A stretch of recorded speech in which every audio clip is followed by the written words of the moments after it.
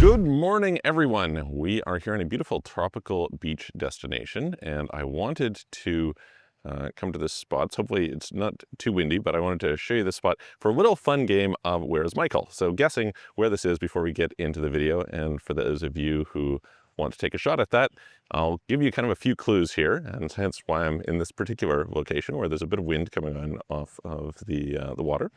And so one is this mountain right here. Okay, so you can kind of identify that a little bit. Another is we've got some volcanic rocks right in this spot right here. And, I'll kind of pan around here. You can see it was raining, I guess, this morning. And so we've got some of the staff cleaning up the beach over right here. So that hopefully will give you a few clues. I don't know if you guys have seen this guy on TikTok. He's something awesome. This guy will, they'll show him a random street in the backwoods somewhere and be like, looks like Romania. And he just nails it time after time after time. So very, very cool, his ability to pick out places all over the world. I know some of you guys did a really awesome job previously when I did this in some other parts of the world, such as places around Liechtenstein, etc.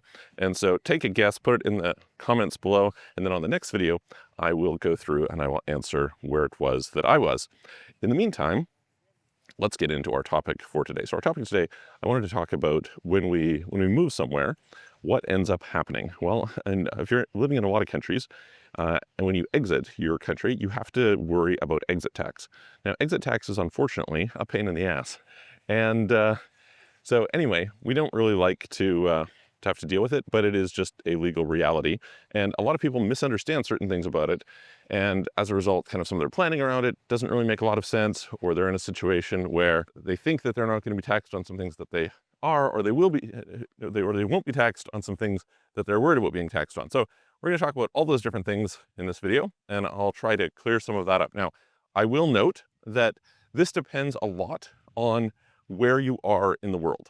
Okay, so if you are in, say, Canada, then it's very pernicious. It's quite difficult to deal with.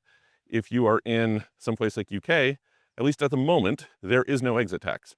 So very simple if you're in one of those places, but it might also determine where you want to move, right? If you move to some place that you could have an exit tax later, you might be like, oh, that's not so great for me and my situation. So what the heck? Let me choose some different place to go. So quickly, what is exit tax? Now, generally speaking, exit tax is a tax on your unrealized capital gains in the assets that you own. So in other words, it's not based on cash that you hold, because cash is already after tax. Okay, so cash is not taxable in exit tax. And so it's only on assets that you have where the value of those assets has gone up. Now note also that what that means is it's only on the unrealized gains. Okay, so if you bought Apple stock yesterday and Apple stock hasn't gone up at all, well, there's no exit tax because there's no gain. If you bought something and it has gone down, that counts to the negative. This also means that if you're in a situation where you have, for example, some gains in one thing and losses in another, they will cancel each other out, right? So it's like looking at your total portfolio. And it applies at the time when you cease to become resident in the country in question, okay? Rocking my shoe here, or sandals. Anyway, so that's the deal with kind of what exit tax is, okay? So I'll give kind of a more concrete example. Let's say that you are in Canada, you bought yourself some Bitcoin. The Bitcoin, let's say you paid, I don't know, $50,000 for it. Today it's 80-some thousand dollars. You go to move away from Canada, then Canada is going to tax you on the difference between the $50,000 and the 80-some thousand dollars. Now, that's a capital gain.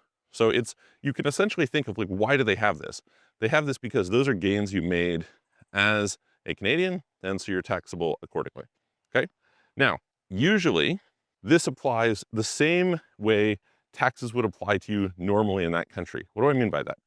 I mean, you can't set up a company in, let's say, BVI, put the assets into the company and avoid them. Why not? Because as a resident of the country, that would still, it's one of your assets. You know, if it would be taxable to you as a resident, then it's taxable to you as part of the exit tax, okay?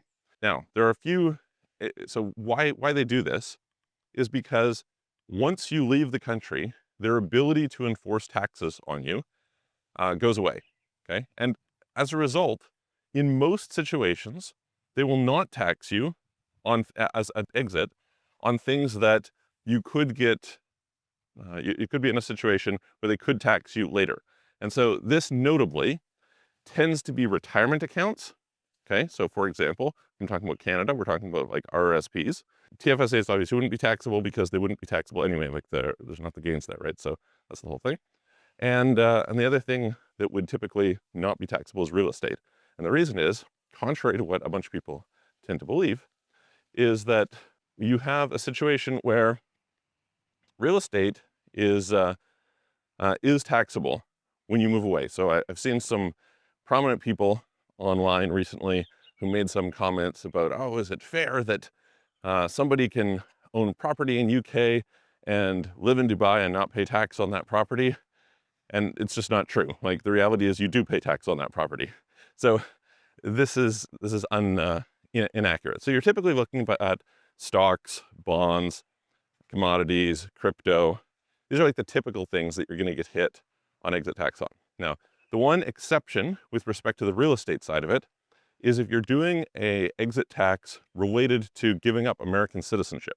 Okay, people who are giving up American citizenship, then they don't give you some exemption from real estate, etc., because it's part of, you know, giving up the citizenship. So that's like a rare sort of exception where you have to think about your net worth. Now, in the case of the U.S., the way that they do it is they make it it only applies if you have a net worth over 2 million. You kind of get this credit for, it's basically the taxes on the amount over 700,000 approximately. I'm like loosely ballparking this, but anyway, that information. Now, where do people go wrong? People go wrong not considering their businesses. So I think typically people are like fairly proper with respect to like, okay, I get it, you know, the stocks that I own, the crypto that I own, the, you know, gold that I own, stuff like this. Great. Where they miss out and what will really screw you is personal or is private businesses, okay? You have a private, and you might be like, hey, well, my business, you know, it's a private business. It has no value. No, to them, it does have value.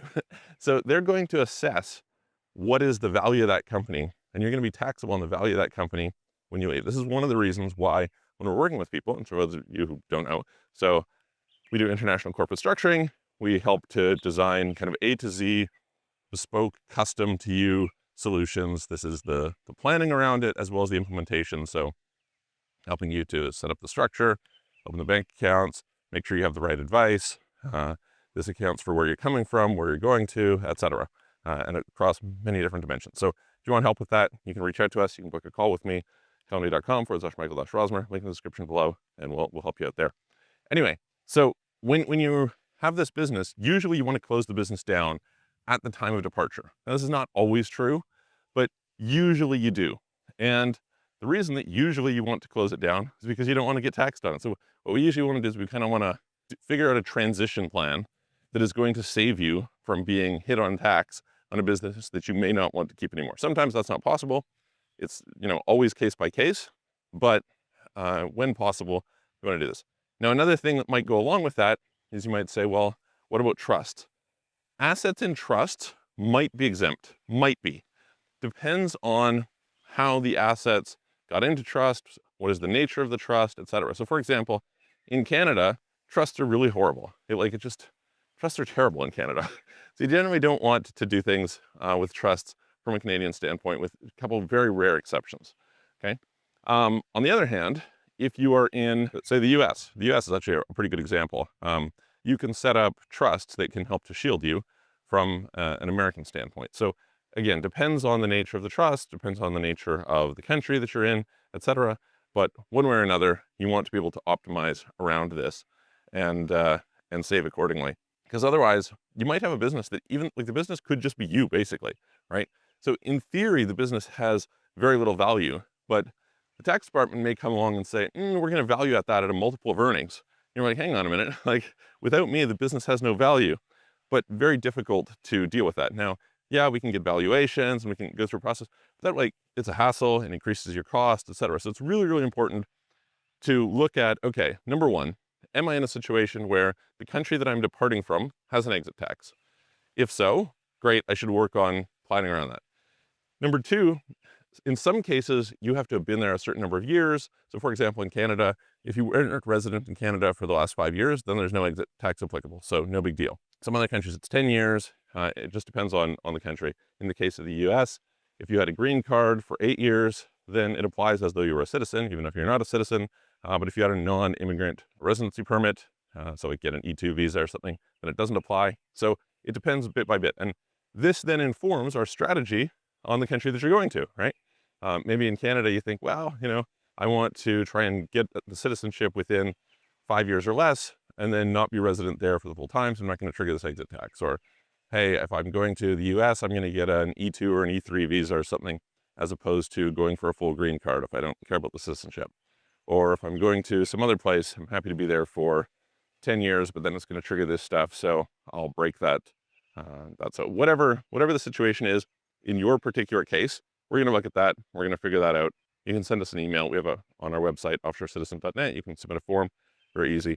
But yeah, these are things that are really important to note. What are the assets that won't be considered? That's good. And then sometimes there's a strategy where you can defer. So for example, in Australia, they have this where you can go and you can not pay any tax until later.